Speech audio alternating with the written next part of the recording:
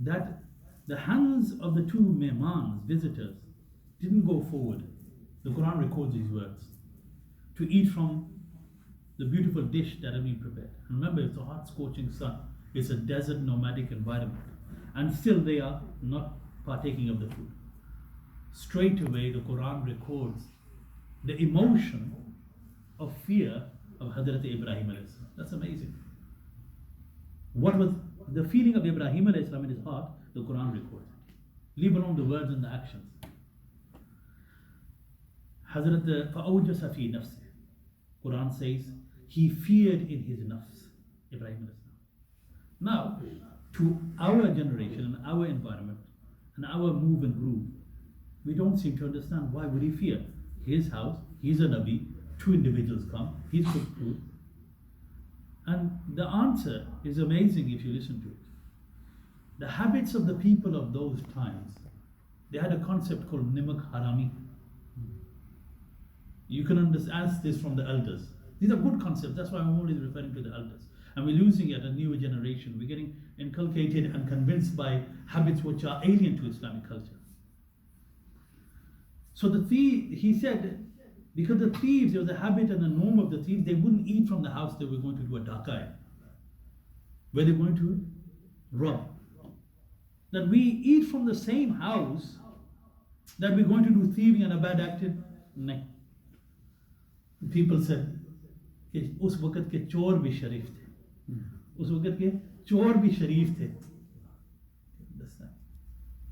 Even the robbers of those days had an element of piety in them. They had some element of conscience. So these youngsters who had grown up with tutoring, with special education, they had a lofty high moral ground, and they wouldn't buckle, they wouldn't give in.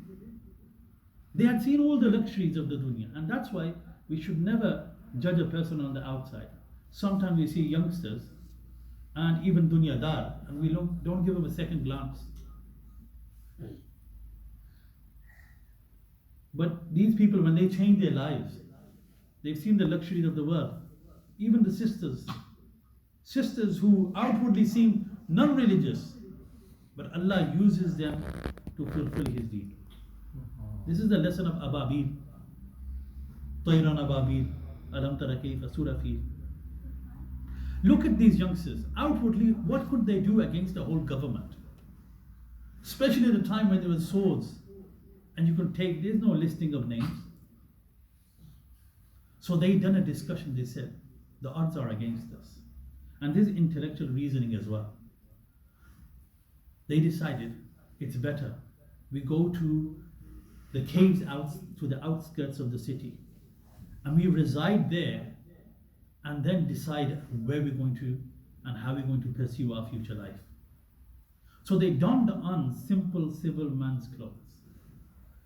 They went to the cave, and they designated one amongst them that you should go regularly into the city as a pauper and a normal person and find out what are people saying about us. And also you will bring food. Subhanallah al-Azim. The plan of Allah subhanahu wa ta'ala with His Qudrati Azima. They were just making this discussion in the cave. Allah caused them to nod offensively. The Quran refers to Allah subhanahu wa ta'ala, Sina. Do you know the translation of this word? It's not just known. Why did Allah have to say Sina for?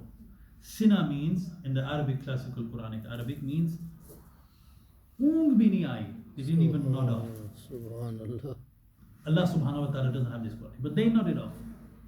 Creation of Allah, these people slept, but not Allah subhanahu wa ta'ala.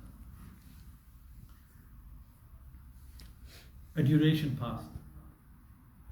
When one of them did some say that he returned, and he found out that there's our designated parties looking for us before they were sleeping.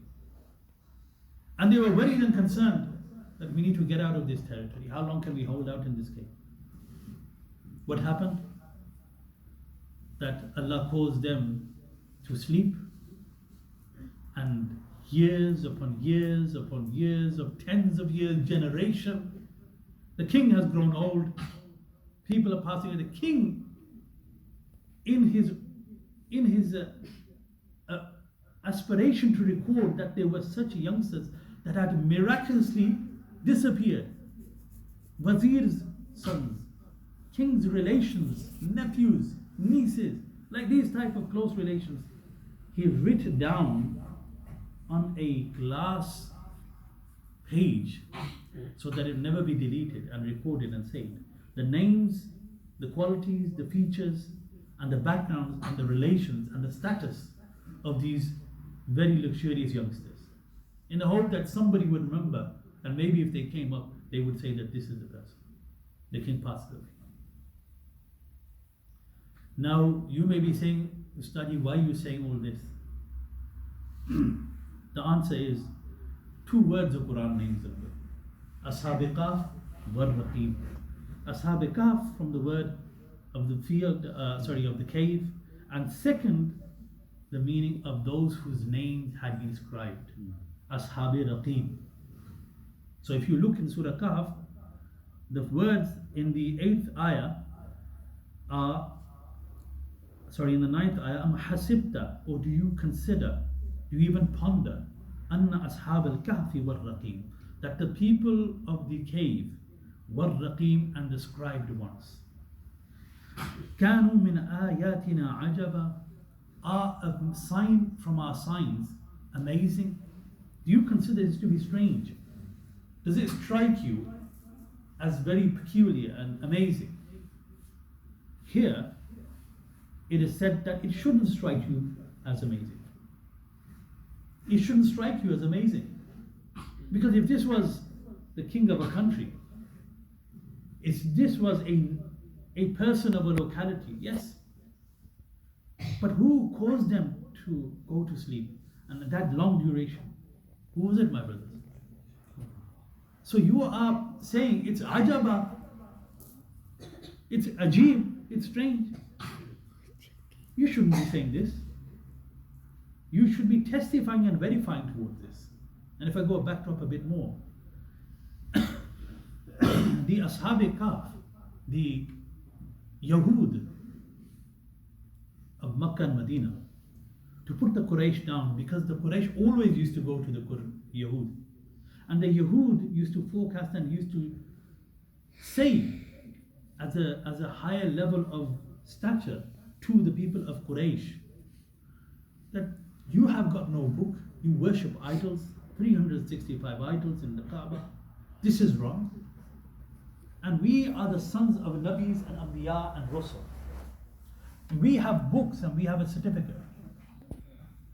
You know, like a person says, have you got any qualification, accredited from everywhere?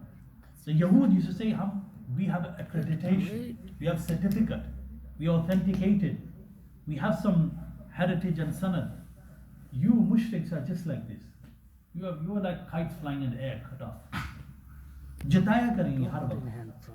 So this made the mushrikeen in Makkah feel inferior, and they used to go to the Yahud and they used to accept that ये बड़े हैं, ये पढ़े लिखे हैं. जिस तरह हम कहते हैं एक जाहिल आदमी है और एक